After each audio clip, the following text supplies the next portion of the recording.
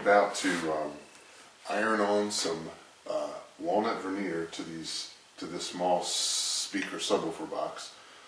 I'm checking the iron-on glue for tackiness.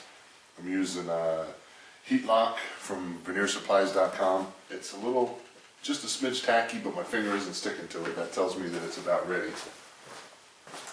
When I put the glue on, I usually put it a little thicker on the box. The box, in this case, is made of MDF. It tends to absorb the glue a lot more than the paperback veneer does. So I make sure I put it nice and thick on this. The instructions suggest maybe you want to put 2 coats on, but I've gotten away with this method just fine. It's always worked pretty good for me. Rounded corners, which is makes things a little more difficult because then you have, instead of corners that you can use the router on real easily, you have to have seams in the middle of the piece, which we'll get to that a little bit later. But first of all, iron's on between 5 and 6, and everything's lined up pretty good, so I'm just going to go ahead and start. Get that off. The important thing is when you're doing this that you keep the iron moving, you apply pretty good pressure down. It's not hard really, it's easier than ironing clothes. I've heard, I've never really ironed clothes before, but this sheet here, this is an old piece of cotton t-shirt. It wants to be all cotton because if it was some kind of polyester or something, it might start to melt. So I always recommend all cotton. Probably use an old flannel sheet or something like that, but I just use old t-shirts because I go through them pretty quick. So you start in the middle of the panel, kind of work your way out. You don't have to stay with it too long. I always kind of try to see where the edge goes over the piece. I try to apply a little bit of extra pressure there just to try to help that, make sure that sticks real good. Kind of just have to go nice and slow and take your time. Apply some good pressure, try not to burn yourself. So, I think it's a little tricky. Seams are a little tougher than no seams, but kind of makes things look really nice when you can put some curves on them. Square speakers kind of get boring after a while when you make a bunch of them. And I'm going to try, if I can remember, not to heat up this part here, right at the very edge. Let me bring that up. Right here, I'm going to try not to heat this up, only to about here. I want this to remain a little bit, I want this to remain pliable because when I do the underside, I'm going to cut a seam for both, for this piece and this piece. And if this isn't stuck to it real good, it makes things a little bit easier. That'll make more sense in a little while when I get to the next step. Alright, so this one's done. If you can see here, this is not glued down yet. When I put the other piece and iron that on, I will cut a common seam both at the same time. Then when I iron and glue it down, it'll make a nice seam and I won't have to mess with peeling this up. If you can see, it's a darker brown here than it is here. That darker brown indicates where the glue is on the previous gluing that I did. That is still going to be able to be worked with. You can still heat that up with the iron and have the veneer adhere to it. So I don't have to re-glue that. I just have to go where there isn't glue. So I'm going to do that now.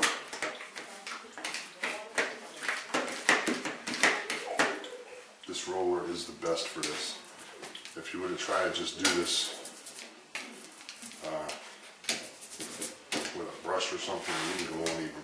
This really makes it kind of like foolproof and gives you the perfect amount of glue to have on there.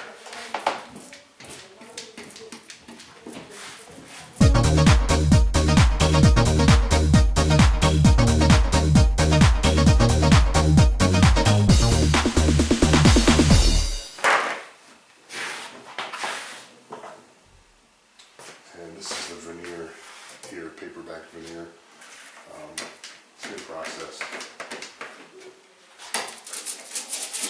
sure it's spread, you know, nice and even and everything.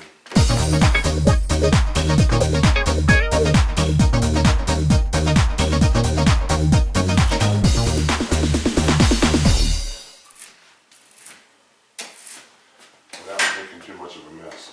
Once I've got it on real good, I just use some blue painter's tape to stick it onto the countertop. If you don't do that, it'll slide all over the place.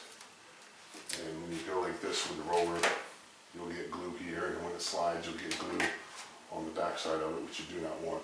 So right there, except for a little spot there, there's no glue on that at all.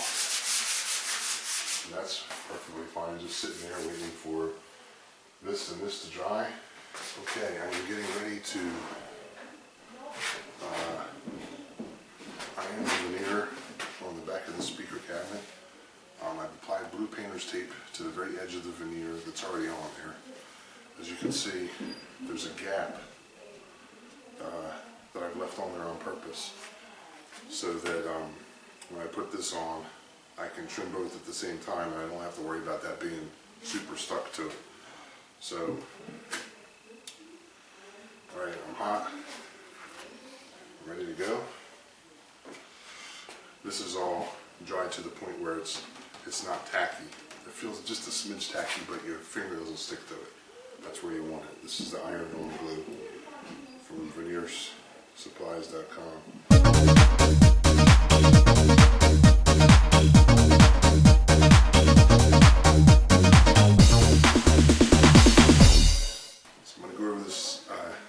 Round over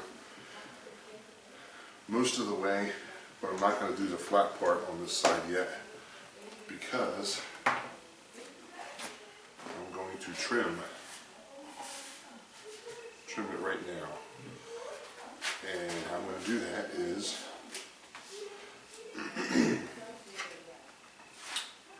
what I'm going to do is I'm going to make one cut. This veneer, this layer, on top of this layer of veneer. I'm going to cut through this layer and this layer at the same time. So hopefully what happens is I get a perfect seam. Not perfect, but pretty close to it. Nothing I do is perfect. So I'm going to press down real hard,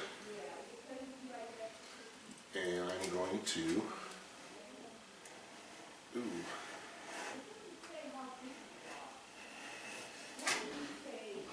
this is a little precarious, but hopefully I don't cut my finger off. So I've got through the top layer, now I just got to get through the bottom layer. So this top layer is free. I'm going to peel back the blue painter's tape.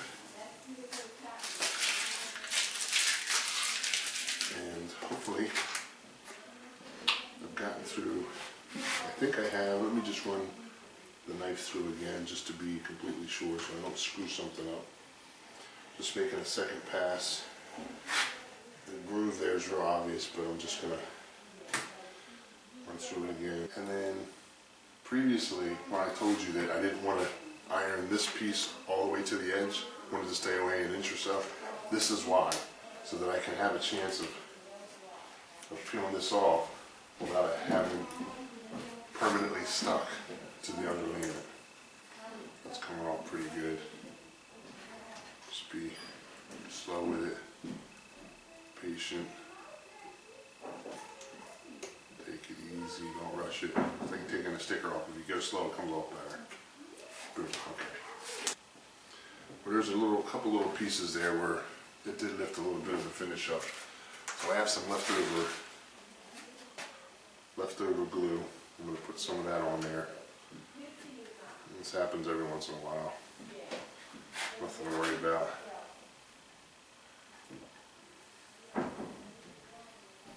Okay. Sometimes, even though you take all these precautions, I don't know if you can see, this is the piece that I took off of there. When I was pressing down to slice through both of these pieces, it did stick a little bit and leave, or rather take some of the paper off from the underlayment. It actually took the layer of glue off, but I know it looks really haphazard and everything, but once you get it glued up and get some polyurethane on it, it's amazing how much any little boo-boo can really disappear. So I'm just pressing it down by hand.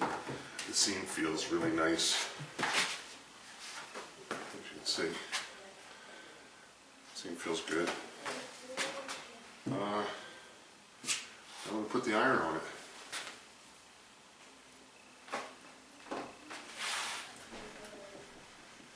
I'm not going to go to town on this too much because I don't want to press down too hard on the other side because I still have the other side to do. But for now, that's not looking too bad. Okay, so this one's ready to do the same thing. I'm going to put this on, find a nice point to slice through, a lot of downward pressure.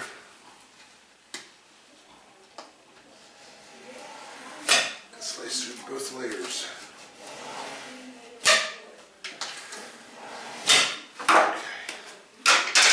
This is the piece that's associated with this new piece I just put on. I'm going to take the blue painter's tape off. Ooh, and that piece came off right with it. That wasn't stuck on there very well at all, which is a good thing. Ooh, that's nice. Excellent. Excellent. Okay. So now I'm going to take my iron. I'm going to start on the side here. This is the new spot here that I just put on. This is the one that's on previously, so this is the seam here that I'm working on. So I'm going to work my way this way.